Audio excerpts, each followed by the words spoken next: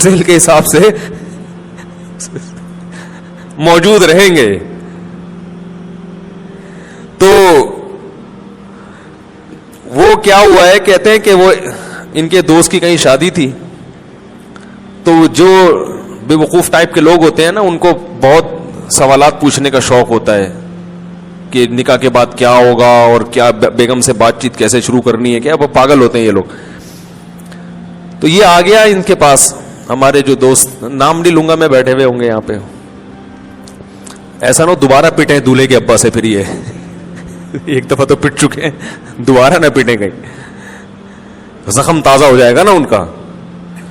تو وہ دولہا جس کی شادی تھی, رخصتی تھی رات کو, وہ آیا ان کے پاس ایسے پوچھنے پاچھنے کے لیے.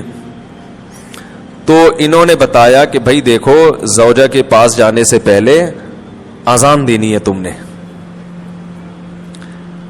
اس کا فائدہ یہ ہوگا کہ نرینہ اولاد پیدا ہوگی صحت مند. صحت, میں نے تو صرف اتنا واقعہ سنایا تھا, انہوں نے کہا کہ پورا اس طرح ہے کہ اذان بھی کسی اونچی جگہ پہ کھڑے ہو کے دینی ہے. اذان کسی اونچی جگہ پہ کھڑے ہو کے دینی ہے, اور جب اذان شروع کر دو تو درمیان میں رکنا نہیں ہے. درمیان میں رک گئے معذور بچہ پیدا ہوگا, ٹھیک ہے نا.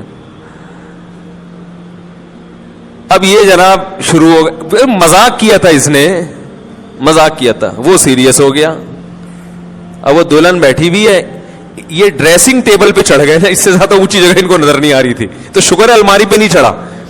الماری پہ سے نہیں چڑھے کہ بھئی جب چڑھ جاتا الماری پہ تو کھڑے ہونے کی جگہ نہیں تھی. وہ بیوی کہتی کسی بندر سے میری شادی ہو گئی ہے. وہ ایک آدمی گیا نا نفسیاتی ڈاکٹر کے پاس کہ مجھے وہم ہو گیا کہ میں بندر تو نہیں ہوں.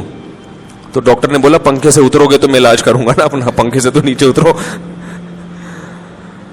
تو ڈریسنگ ٹیبل پہ کھڑے ہو کر انہوں نے اذان کہنا شروع کی. اب وہ دلہن پاگل ہو گئی, چیخنے لگی یہ کیا کر رہا ہے بھائی, پاگل تو نہیں ہے, اور جا کے نا دروازہ بجا رہی ہے.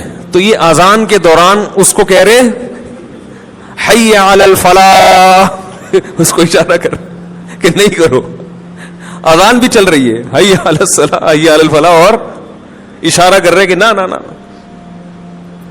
وہ دروازہ کھولا, دولہا کے ابا نے, دلہن کہہ رہی اس کو دیکھو کیا ہو گیا, یہ کون ہے, پاگل ہے. بھاگ گئی, وہ ظاہر ہے بھاگنا ہی تھا اس نے, گھر چلی گئی, تو نفسیاتی پاگل ہے. تو وہ صاحب مجھے سنا رہے تھے کہ صبح دولہے کے ابا آئے, انہوں نے پہلے دولہے سے تفتیش کی نا کیا ڈرامہ ہے بھائی, تو اس نے بتایا وہ فلاں صاحب نے. تو کہہ رہے صبح آتے ہی انہوں نے گریبان سے پکڑا, بات چیت شروع کرنے سے پہلے مکے لگانا شروع کر دی. کہہ رہے میں پوچھ رہا ہوں مسئلہ کیا ہے. انہوں نے کہا یہ میرے بیٹے کو تو نے کیا سکھایا. کہتے ہیں میں نے کہا اس میں خود سینس نہیں ہے کہ جو بھی جو سکھا دے آپ سیکھ لو گے کیا,